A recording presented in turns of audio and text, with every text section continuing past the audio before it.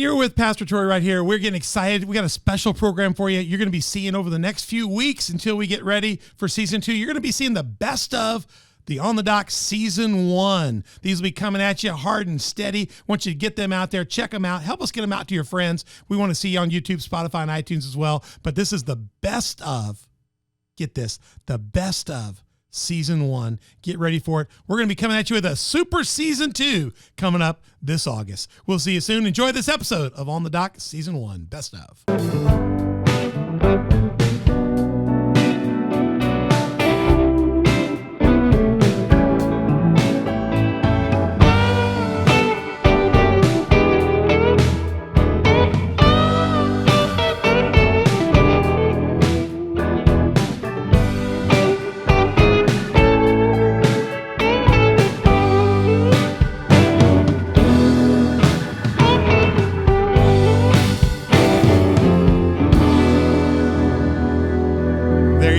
I'm Pastor Troy. You're on the dock here with the gang here. We are locked and loaded, ready for another great episode. This series is just incredible we're doing. I want to tell you, in the previous episode, we had a little bit of sound problems with a couple of the mics overseas. Hopefully you'll listen. What was said was so good. We're not going to redo it. There's no way to recreate that. Most of it was pretty clear. Just turn it up and listen to that. But I'll tell you right now, we have all new mics on there for this episode, so it's going to be real great here. So we want to get you ready now. You are definitely, listen, we're all about conversations that are going to propel your faith out of the shallows into the deep. We're not just going to take you out of the deep. We're going to take you around the world to Pattaya, Thailand, and we're going to put you in some deep water infested with lots of crummy little sharks. Daniel, crummy little sharks, nasty little sharks.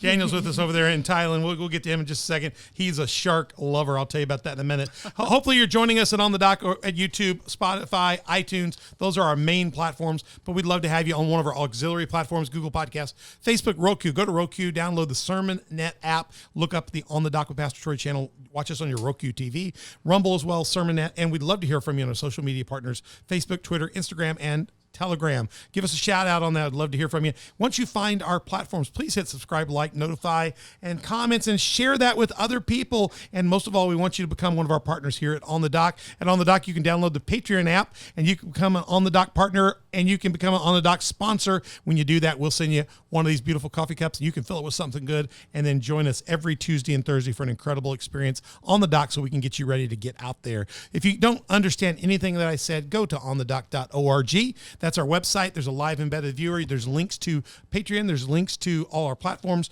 You can find out information. And if worse comes to worse, email Donna Kranuski. And Donna is our executive producer. She'll help you out at info@onthedock.org. So glad to have you here. We're in episode 3. I got around the table here my incredible team. Got to my right, Mother Beth Benetone, my bride. And she's here to greet you. Mother Beth. Hi, honey. On the back right, we have Haley Ottolini. Haley's part of our co-host team. Hi. Hi, Haley's doing a great job. And all right, we have Ruth Jaensubhakij all the way from Harvard College in Boston, Massachusetts, via Singapore. Yep. That's come a long way. Is Singapore farther around the world than Thailand? It depends. Maybe 2 hours, an hour, a little bit? They're like 2 hours apart, but they're kind of like... It depends on which way you fly. Yeah, huh? they're like a little bit stacked all on top right. of Well, each she's other. It's a little bit longer of a and, flight. and what you don't know about Ruth is Ruth. I don't know. Ruth's half Thai. She's Thai.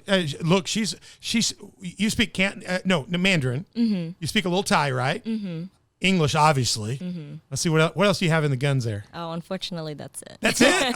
Yeah, she's trilingual. I'm singular lingual, and I struggle with that. We're all really impressed. Yeah, we're all thoroughly impressed. Ruth's incredible here. She's here as our guest co-host today. She's been great. So let me put Ruth's wonderful picture up there. She hails from Harvard College here doing a study on sex trafficking and the churches in the U.S.'s approach to partnering with it. So we hope this will be a good blessing to her work as well. And we're here in the Tamar blessing. She's learning a lot. She's going to be interviewing people around the world in a pandemic. And I know we're bringing Pattaya here without all the bad stuff, just the good stuff. We got enough. Hey, we got enough of our COVID here. We don't need anybody else's help. Tamar Center series. We're in that part 3. How do we get in front of the crisis? We're going to try to get, we've been talking a lot about sex trafficking and what it does. And we're going to try to get a little bit of information on how we can get out on the other side and maybe stop some people from going down that road.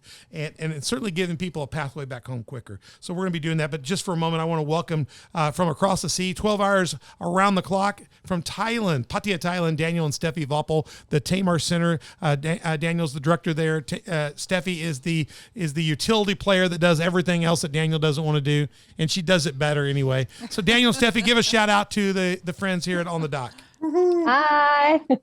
Good to see you. We can hear you guys so much better in this episode. Thank you. And we're going to get into this real quick. But before I do this, Daniel, once again, if I remember correctly, this is a picture. Look at this picture on the thing. This picture here is me and you getting ready to change the meeting room you guys have at Tamar Center up on the third floor. I think, is it third floor? Where the room is here? Floor, yes. Third floor. This was a beautiful conference room, and we turned it in both. We totally changed the entire everything from curtains to the paint to putting sound panels on the wall. Our team was there, and we turned this into a luxurious church / really good conference space. And there's me and Daniel. Of course, we did all the work. No, we didn't. We just took a photograph to show our donors what we're doing. We made all the other people work hard. Yeah, but I actually had my real painting pants on. I worked pretty hard. Steffi worked. I don't remember seeing Daniel up there at all until it was time to take a photo. Daniel, you're a photo op if I've ever seen one, I'll tell you what. But you made me look better in that picture. So we appreciate you guys and all the what you do, and you work so hard. You guys are, for those of you who don't know, I'm gonna do it real quick here. They are in Pattaya, Thailand. Pattaya is a town. It's a major city, 1 million people plus, and it's got huge tourism flow. It's about 15 kilometers long. It's on the Gulf of Thailand, about 100 kilometers south of Bangkok, Thailand. I mean, that's just, if you've been to Bangkok, you've been to a crazy place. More than 6 million at one time, and they said up to 12 million now tourists visit outside of COVID, obviously. And and they have a majority coming there to experience the nightlife and the industry there. And Tamar Center was started in 1999 with the vision of helping the women that are working in the sex industry in Pattaya to find a way out. And Daniel and them, their Tamar Center has an incredible mission. It's offering hope, healing, and a new life to the bar girls in Pattaya, Thailand. And their vision is to help women that are trapped in the sex industry. And they do that a lot of ways. And they've got incredible ways. One of the ways that we want to feature in this episode is I brought up a building here.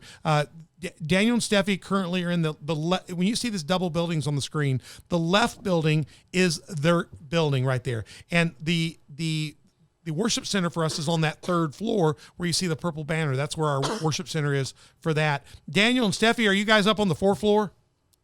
Yes. Yeah. Okay, so would you wave to us from that left picture? We see you in the picture waving at us there. But see, they own the left building. The lower part is a restaurant and cafe, and they've got the training center for the girls up on the second floor. They also got another facility on Soy 6. They've got other apartments for the girls while they're doing their training at another location nearby. But they have gotten in, because COVID put the kibosh on over. I mean, half the businesses are just devastated in Thailand. It's a bad thing that's happened there because it's just put the whole industry down. The good part is put the sex industry on the down, and the girls are getting a break, and hopefully we'll find some new pathways and not have to renew all that stuff. That's a conversation for our roundtable. But the right building, they just signed a contract to buy this building. Daniel, how many million baht did you buy that building for? 17.5 million baht. 17.5 million baht divided by 32.85. Can you convert that to US dollars? Oh, it's a lot of money, and it's too early in the morning to do math. It's a lot of money. Guys, you got this for half the price, right? Because of the condition of things. It was an opportunity of a lifetime, correct? Not really half price, but before Close. the pandemic, the owner asked for 22 million. So 17.5 is about 4.5 million down. What's around 140,000 US dollars cheaper than before the pandemic. So good deal. And the good thing here is they can blow out doors and walls between the two buildings, connect the buildings, and really enhance their entire program. They've got this incredible plan to put a expanded restaurant, cafe area in, guest suites there for visitors and people in programs and leading. And right now we go rent places, expensive places. So if Beth and I were over there doing training, we'd be able to stay there and be connected, and we could spend the money there instead. So Steffi, one day I'll get a room there, correct? I can come see you? Yes, of course. Yes, of course. I could get up and have my coffee and have my Tamar Center muffins in the morning, all that. That's great. I like it. Will I get a chocolate on my pillow? A little mint on my pillow? Oh, you get a whole big bar of chocolate. A thick bar of chocolate that y'all make. Good stuff. And then there's You gonna get Oreos. Oh, you know, way too she well. knows me She well. knows. She knows me well. I'm an Oreo fanatic. You don't know that, Ruth. I'm an Oreo phenomenal. I'm into it. The Palm Center is the counseling center. I want you to hear about this Palm Center. This Palm Center was envisioned by Nella Davidsey. She is the original. Was she original founder for the project there? Yes, she was. She's the founder, and you guys kind of stepped in. Now, you guys didn't make Nella disappear.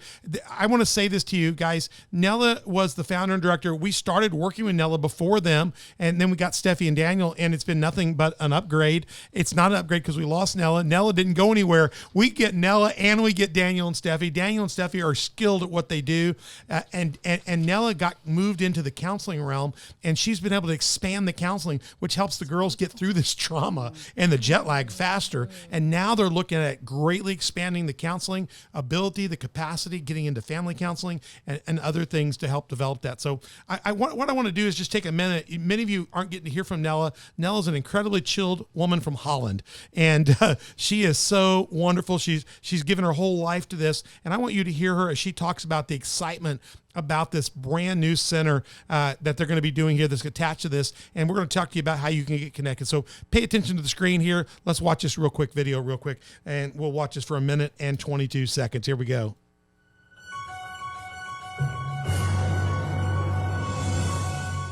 Today I want to give a little update about exciting news. Many years ago, after establishing Tamar Center, God gave me a vision for a counseling center.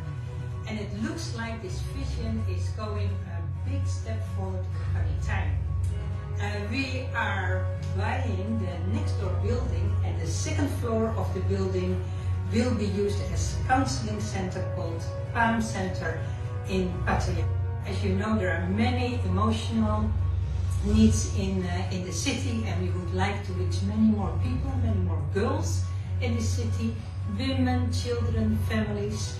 And we are very excited that we can hopefully this year or next year start a Palm Center in Pattaya. And that will serve many women. Are you excited? Yeah! If you would like to be part of it, please look at the link up here and you can find all the details how you can donate for our new project. Thank you very much and God bless you. All right, Daniel. Daniel, can you just fill in a little bit about this incredible opportunity, what it's going to mean for you? Give us an overview real quick, and we'll tell people how to get involved. Yes, so it was a great opportunity to finally get the building. We have been praying and thinking about it for 2.5 years now. And the ideal thing about this building is that it's connected to our center, so we can just replicate the things that we are doing and just extending them. So the guest house, we will have 2 floors for guest house, mainly for teams coming, visiting us. And through that, we can teach new vocational options to the girls coming out of the bars. Praise God. We can teach them in hospitality. We want to add some tourism, maybe some car driving, like taxi drivers. These are new. These will be new areas, correct? Completely new areas. Repeat those again. So whole new areas. Go ahead and do that again. So it will be hospitality, so that the girls know. Will be receptionist. We will train in. We will train in laundry for the guest house, but also the private laundry for the girls. We will do taxi driving, airport pickups, tourist drivings around and things like that. Okay, I haven't seen a lot of girls driving taxi there, so this is going to be interesting. Actually, we have now a couple of taxi companies with only women drivers, only for women customers. Women, oh. So Praise it's a growing God! business. I like that. Oh, that's awesome. I have never seen a woman taxi driver there. A bus driver? Yeah, I have. You have? Uh-huh. Well, The motorcycle. one that told Megan she could not go to PP's.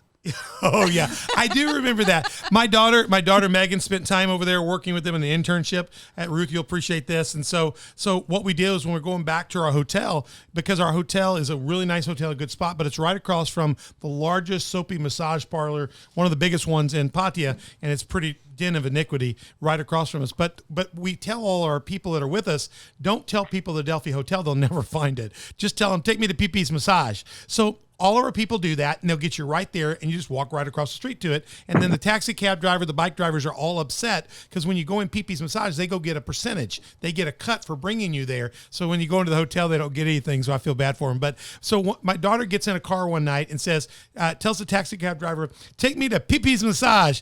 And the woman goes, no, you no go to PP's Massage. PP's not for you. She could not. It was just great. Yeah, so Women looking out for other women. I like women, that. that's Like, what I'm talking about. Women, so I love kind of this. like this woman driver a lot. I do too. It's pretty. That's very cool. It's pretty cheeky. Tell to us some be more like about that. it, Daniel. We love this idea. Go ahead. I mean, the idea is basically it's quite easy to drive a car. I mean, we are helping the woman getting driving licenses as part of their time at Tamar.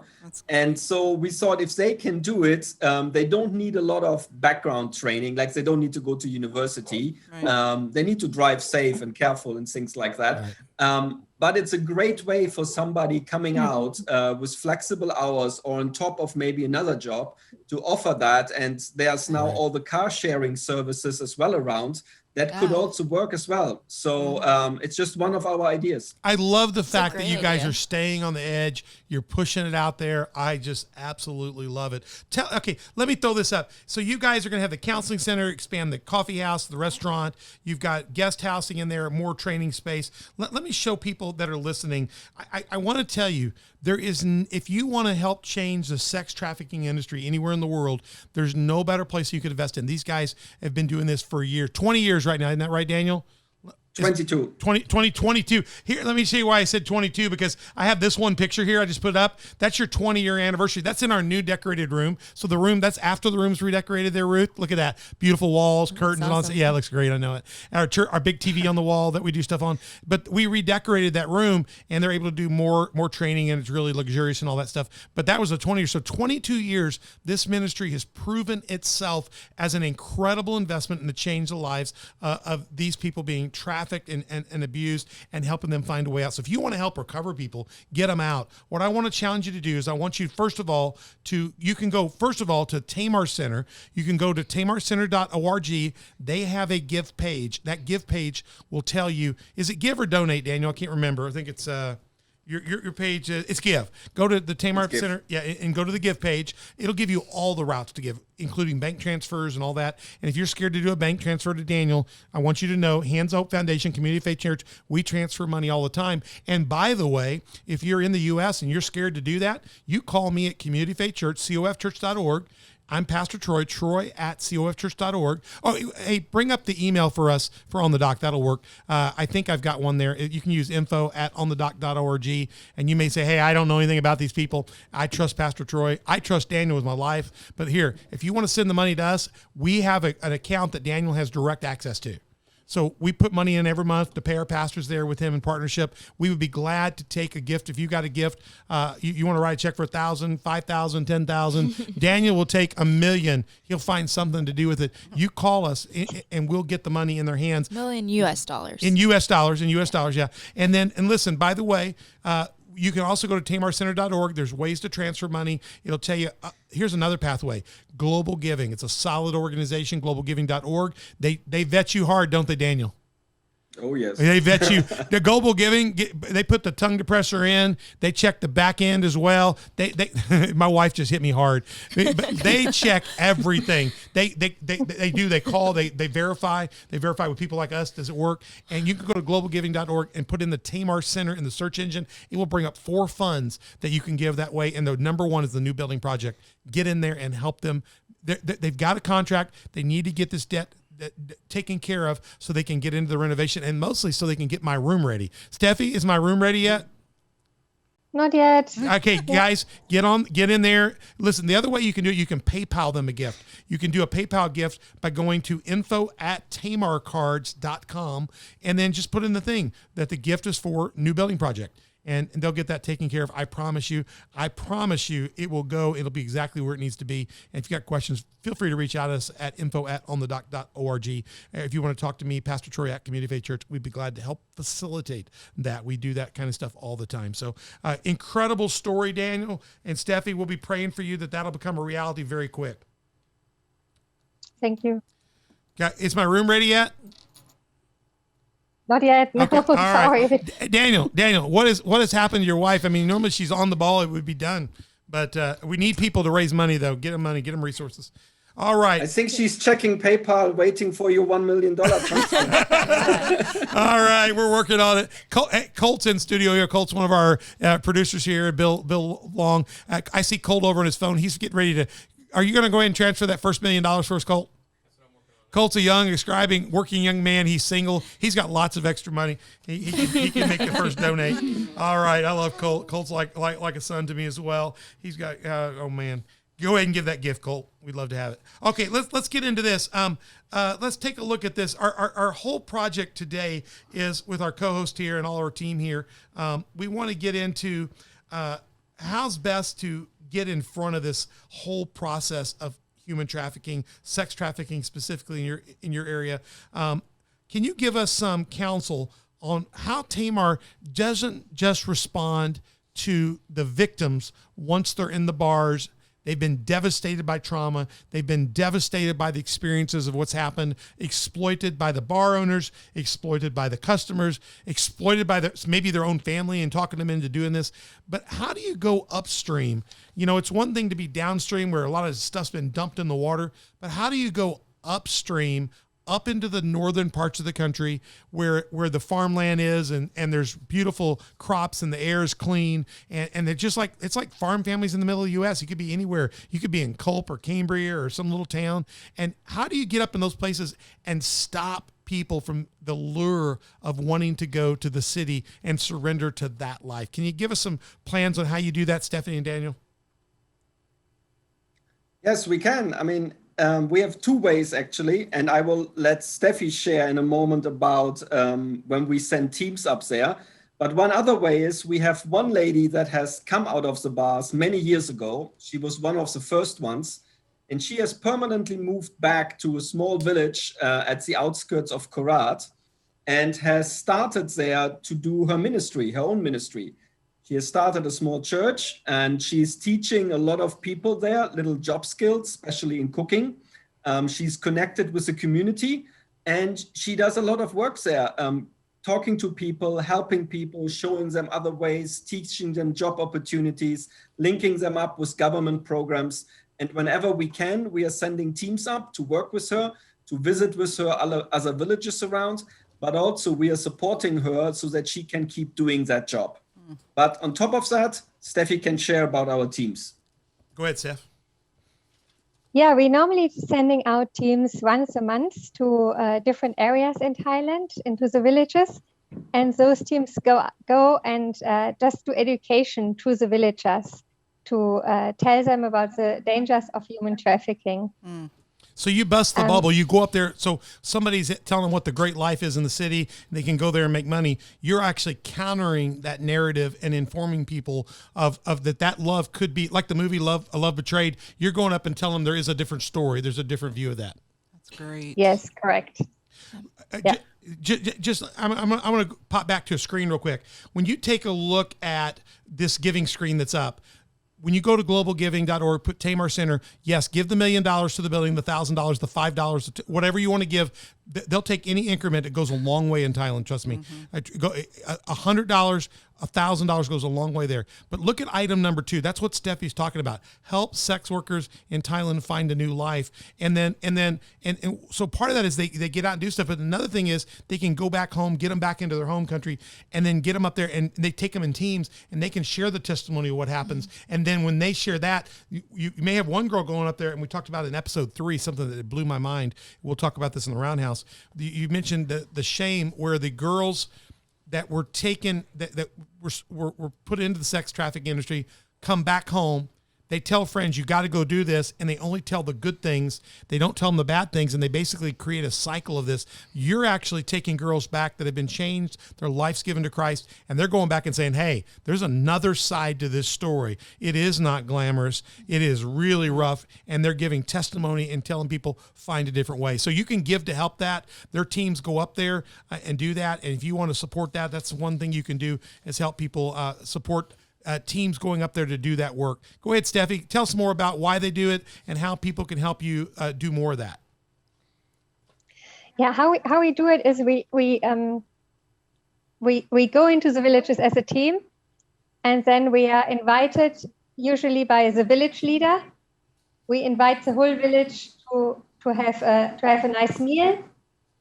And when you have the meal together with the people from the village, sorry, I hear myself 3 times. Is that normal? No, we're Yes. not. We're not hearing you. You sound good to us. Okay. Maybe I start again. Okay. Go for it.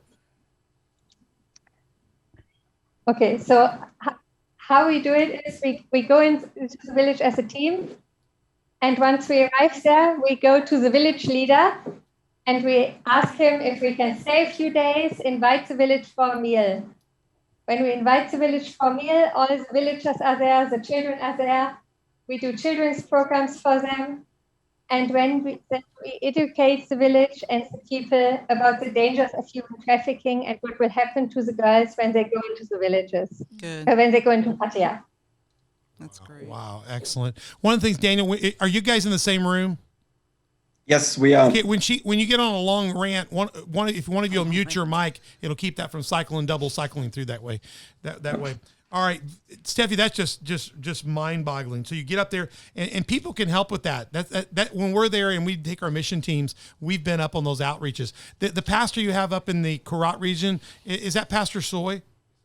Yes, It's that's Pastor. right. Let me just tell you, Pastor Soy is one of the most. Her heart for evangelism is above and beyond almost anything I've ever seen packed in a woman of her size. I mean, she is a dynamo of an evangelist. I have seen her preach on the streets of Soy 6 at our outreaches. She worked down in the streets of Soy 6. She's a great leader down there. She's been a very big part of all of our church starts there. She's highly trained, not just in the stuff that we've trained. She's gone. And what's the program that you guys also send people to that she went and did?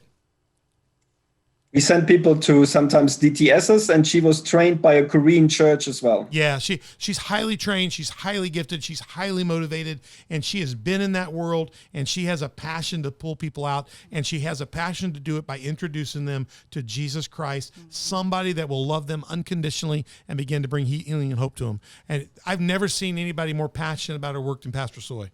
So she's just an amazing person.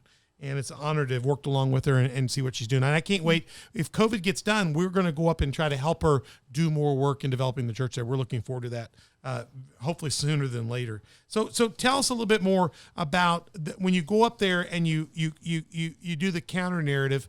I can't imagine the people that are up there. We talked about in the previous episode that when people get into the sex trafficking industry in Thailand, we talked about the 5 pathways. I'm bringing that slide up. We talked about they get into it through being shanghaied. People might be just sold off or forced into the industry.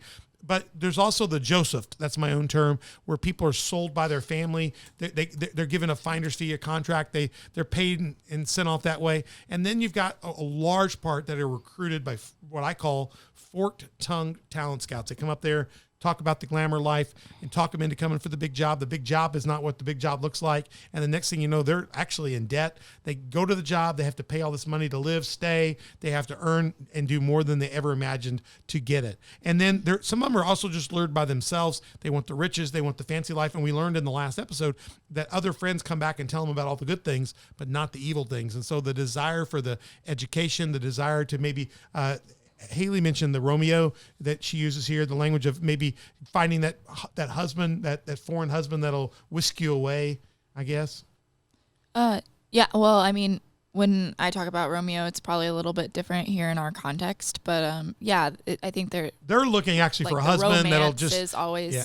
I think like the promise of love is a really strong thing, or even the opportunity to maybe find that love or marriage, as you were talking about. I think they touched on that a little bit. And the last way we talked about is people being born into this. They're born into a family that's running this kind of business, or it's just been generation to generation of this. So tell us, when you go up there and you take your outreach teams and you go into village and you start sharing what's really happening and what they need to do these talent scouts that are coming from these, I mean, I have to imagine these talent scouts are coming from, I mean, in our world here, businesses like this would have almost like I don't want to use an Italian term, but mafia type protection. Maybe they would have people that are heavy handed. When they hear that you guys are going up there and you're kind of getting in the stream and stealing potential clients by bringing education and enlightenment, do you guys ever encounter difficulty or kickback or pushback? I mean, sometimes we do. Sometimes in the villages, they don't want to listen, or they listen, but nothing changes. The recruiters are really traveling around, and there are thousands and thousands of villages. And the recruiters are kind of normal, not just for the sex industry, but they are out there for the fishing industry. They are recruiting for jobs in companies. So that also makes it very hard for some of the parents to distinguish which one is a legitimate offer of a job and which one is a bit shaky. And sometimes they only find out when the girls write back to them what actually happened to them. Oh man. So you're out there in front of that. Tell me the role. I mean, I want to back up a little bit. When we looked at the new building, part of that building that you're going to be building has, let me see if I can bring that up real quick here so people know what to say. I say stuff and I think it's good for people to see. One of the floors is going to be the Palm Center, and that's Nella Davidson. That's the counseling center. They already have a counseling center that's up on the 4th floor now of the current building. This would be a much more expanded, able to do more counseling rooms, family counseling, group counseling, a lot of things going on there, both for the girls that have gone through it, maybe for the families as a result after it, you know. And tell me about how the counseling both helps in the recovery of the girls, and also maybe, is there any way that you see the counseling being able to help stop girls from coming in it, maybe getting the girls where they can go back to their village, and instead of telling only the good story, they go back and say, hey, I've connected with this. I'm able to look at what happened to me, and I'm able to tell you that I was a victim, but now I'm a victor and overcomer, and I want to share with you the real truth. Tell me how the counseling plays into both recovery, but also maybe into stemming the tide. Yes, so right now our counseling center is basically focused on the recovery. The counseling that we offer right now is focused on the girls that are already with us, that have left the industry or are on the brink of leaving it. With the new counseling center, the goal is to have at least 4 individual counseling rooms, a group therapy room, and a children play room. And the idea is to open it up for outside clients, people that living in the city, people that have experienced trauma, maybe as a family, bring them in, helps the children, train them up, women that are maybe have lost their job or were lost by their partners and they're thinking about what to do now, things like that. And in that way, we want to get ahead and just try to prevent it. We see is... Go ahead. You're saying that families that get a devastating situation and a woman maybe has a major change, by doing the counseling there, holistic counseling, you're going to keep somebody from maybe choosing that industry as a social economic solution, and so help them get back to wholeness and get them back on a better path. Is that what you're saying? Yes, that's the idea behind it. Go ahead. I'm sorry. Yeah, and I mean, it's, we really need to help the women change the view of things, because as long as you see the sex industry or the bar industry, they don't see it as prostitution. For them, it's an opportunity. And it's maybe not even about, sleeping with the guys. Some of the girls go in there and saying, okay, I will just dance in the go-go bars and I will never go with a guy. Or, I'm just a cashier in the bar, or I just cook food and deliver it there. But then once they are in the situation and they see how easily they can make more money, or they get, guys asking them every day for extra things, the line becomes blurred and blurred and blurred. Then they see the money, they see how much things cost in a city like Pattaya compared to the village. It's astronomous what it costs. And so in order to pay it or to pay back the debt, they think, okay, I go with this one guy. He's nice. He treats me well. And yeah, I mean, it will be over in a couple of hours and I can pay back more this than I would if I work for a month. Mm-hmm. But then once she has done it that once, it becomes a slippery slope and it goes faster and faster. And then it's not only just for paying back, then it's for the new iPhone, then it is for the new bag. And then it becomes a lifestyle and they get used to the money. And it becomes an addiction. I don't think people understand. Let me explain for people in Southern Illinois. I want you to understand this.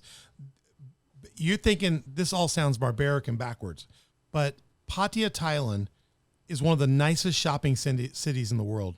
Bangkok, you can buy almost anything. When you walk into either Terminal 21, what's the other mall that we go to? Central Plaza? Central Festival. Central Festival.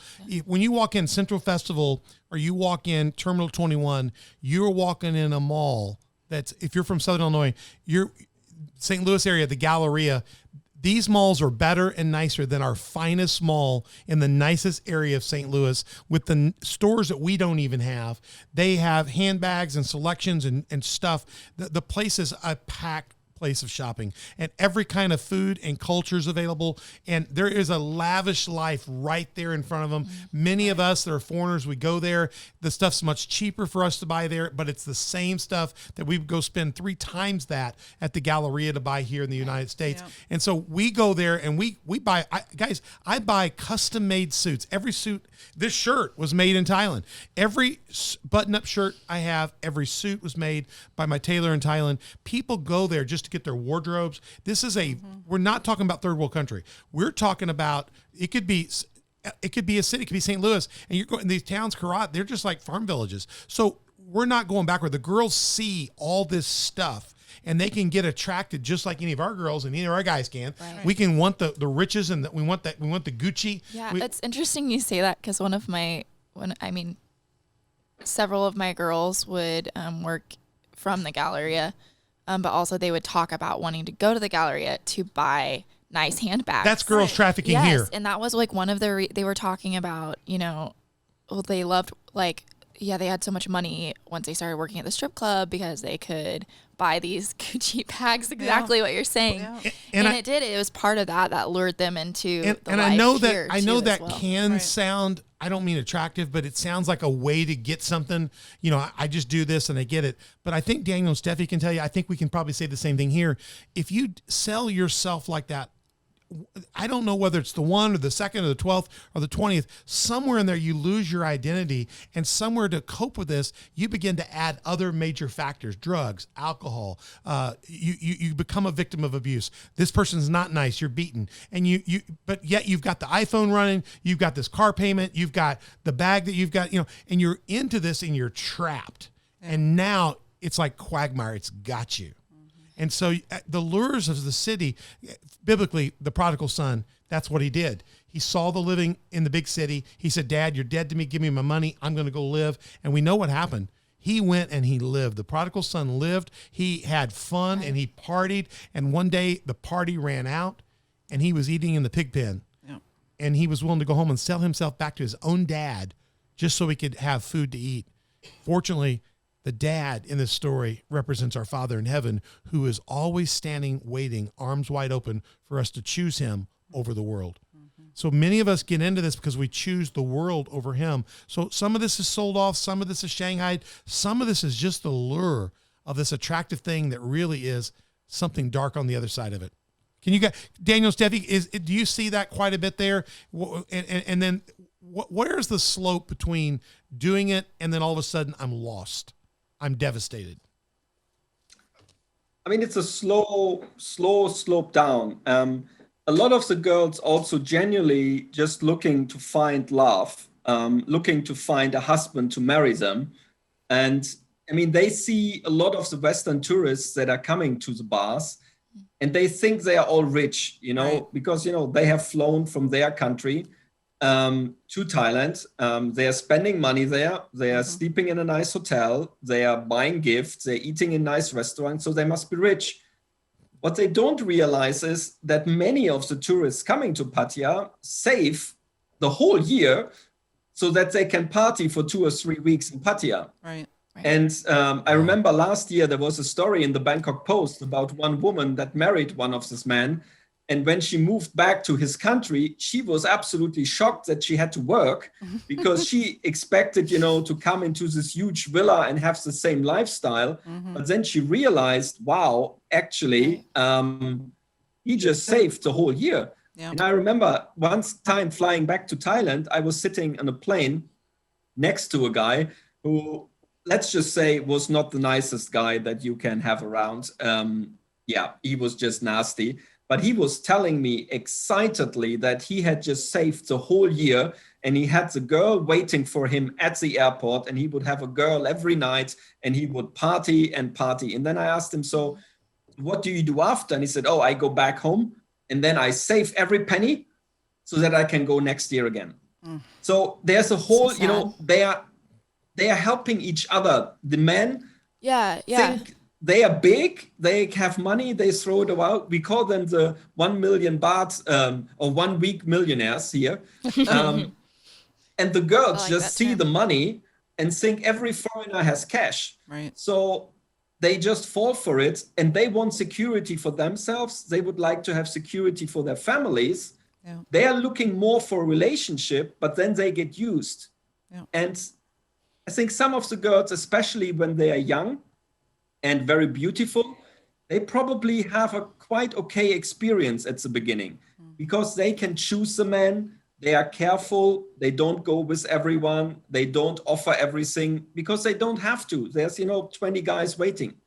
But the older they get and the more younger girls come after, their attractiveness is going away.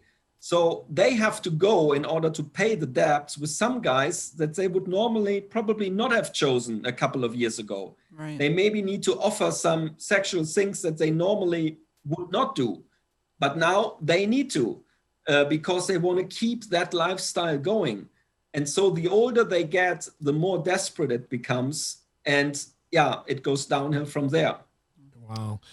Let me switch gears here. I want to hear this. I'd really like to hear from Steffi on this because as a pastor, I see people from all walks of life, whether it's this kind of lifestyle. I've seen people change their lives on a dime. My life was changed on a dime.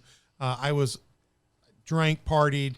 I was the beer chug champion of my university for 3 years running. I mean, the Greek Olympics. I was the man. I mean, I was a partier. I was out there. I mean, I could be in any one of these guys, run into one of these cities to have fun. I went to New Orleans. I've done ministry in New Orleans for years with No Greater Love, but before that, I went down on the other side. So I've been on the other side of these kind of parties and stuff.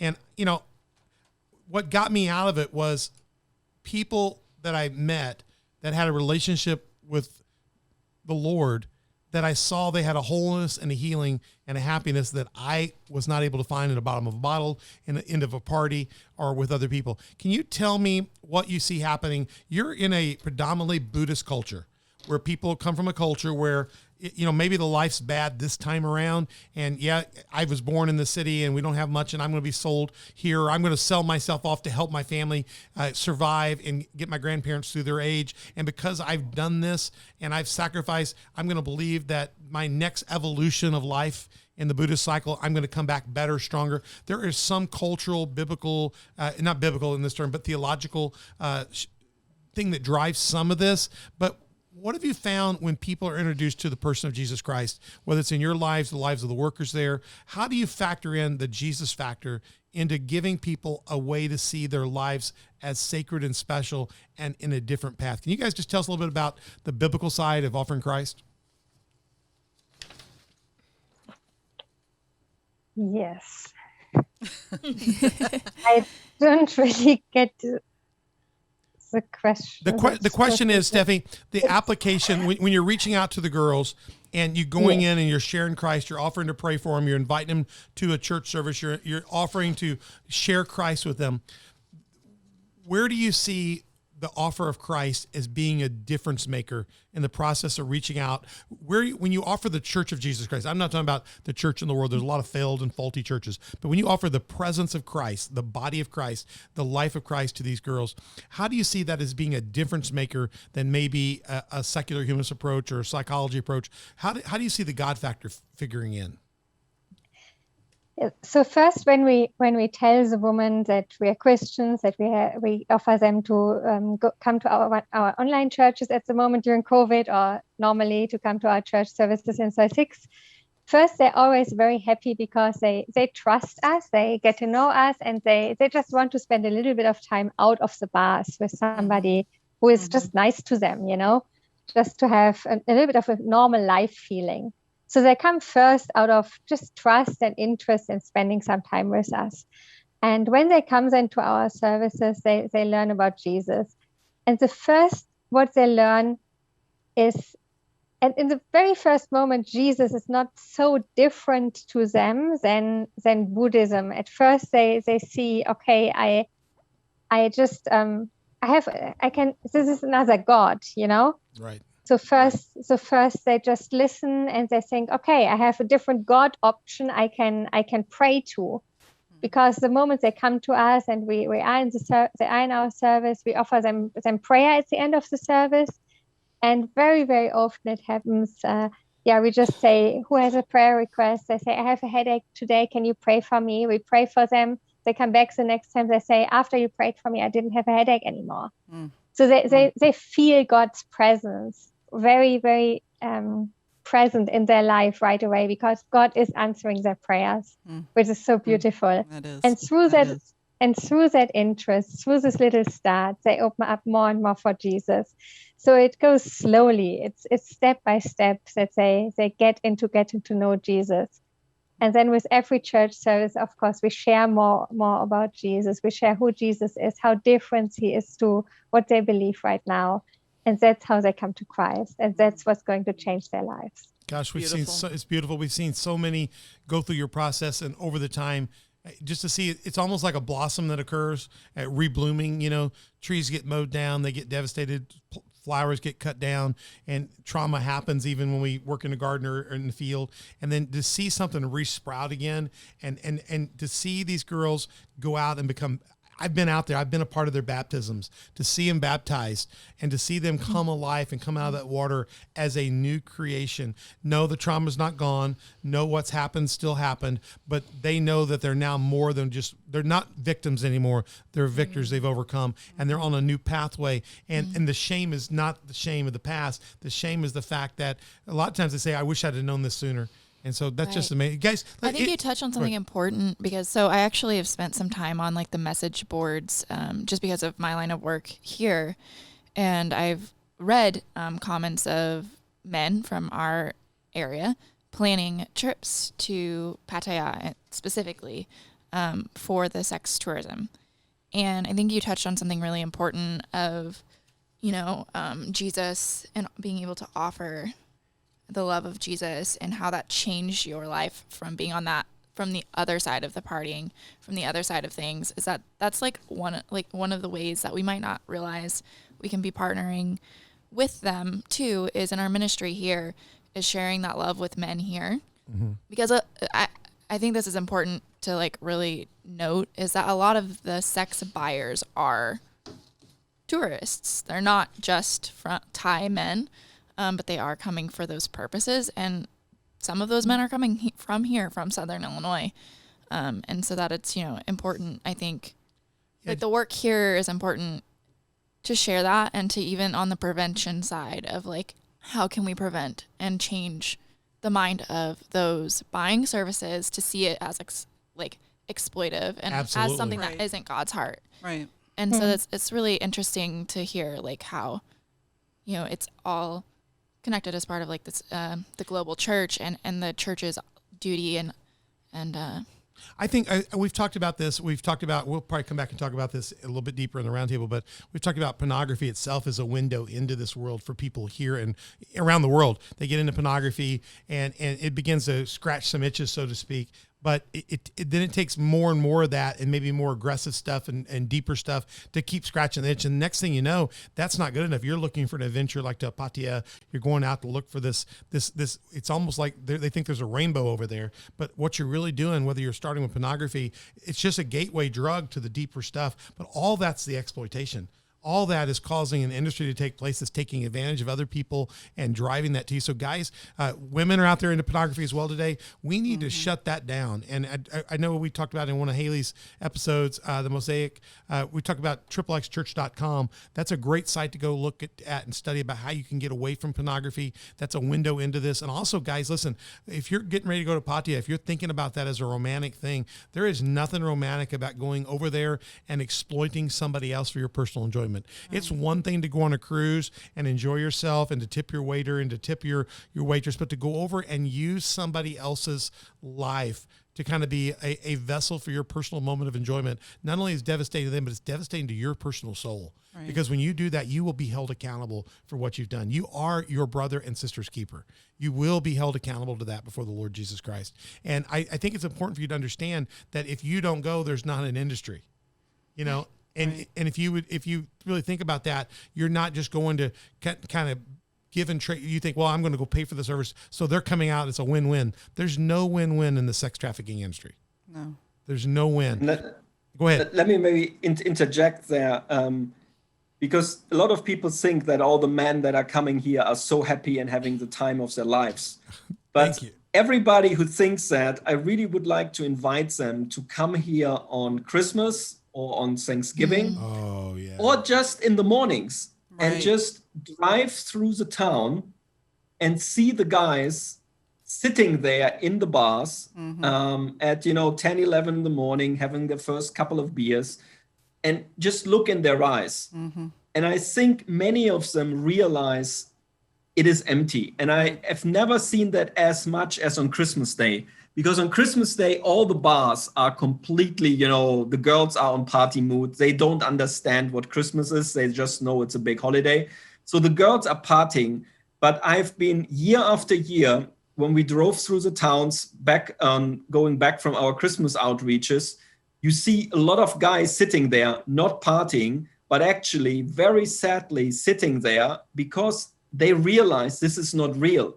And I've talked with some of the men, and they realize during these days, hey, I miss family. I miss my children. I miss my friends. I'm living the life, but the men are as trapped as a woman because they have to report back that what they do in Pattaya is so great and is so amazing, and they are the amazing guys that can get all the girls.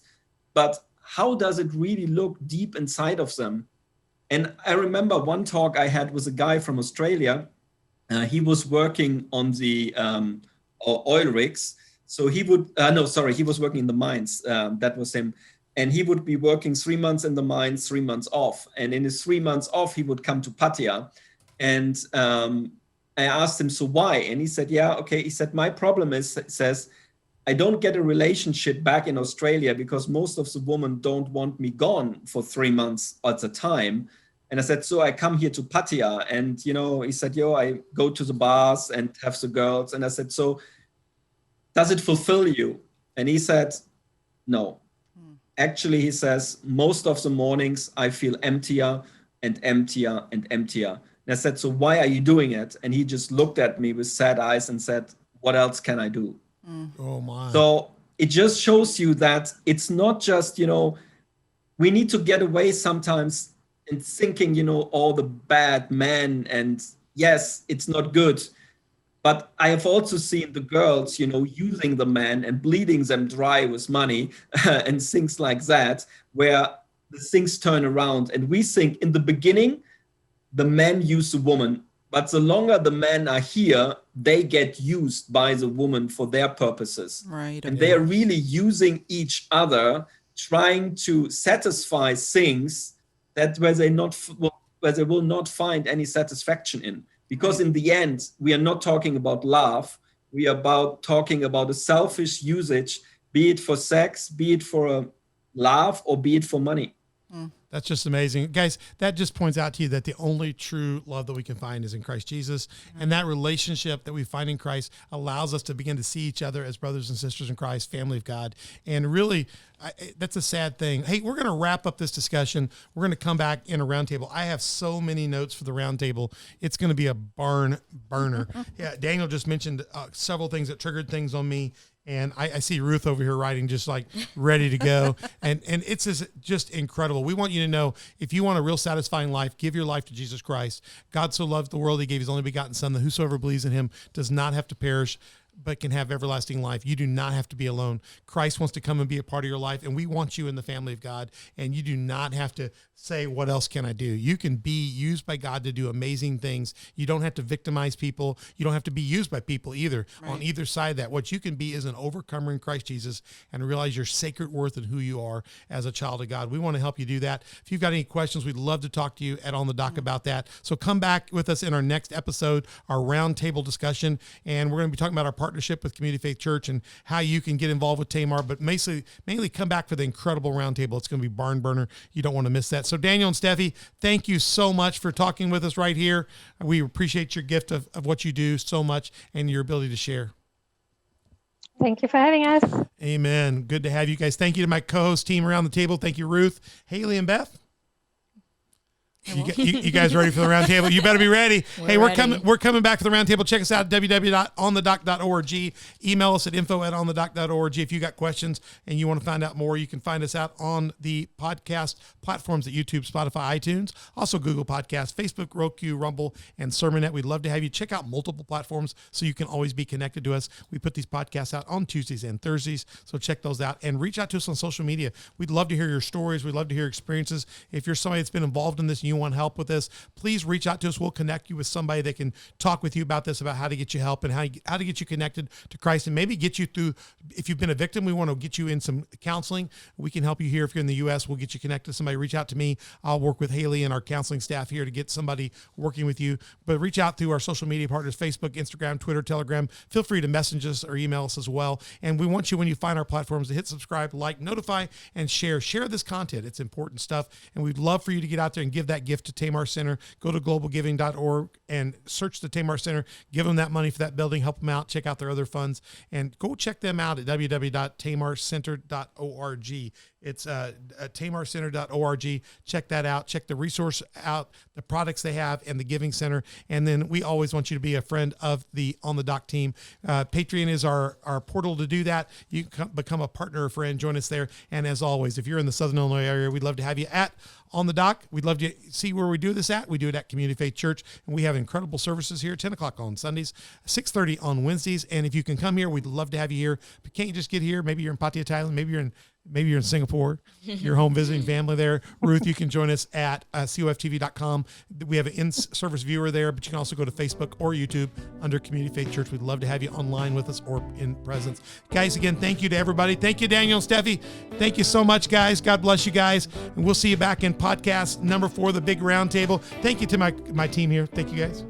God bless you. We look forward to seeing you all back again soon on the dock.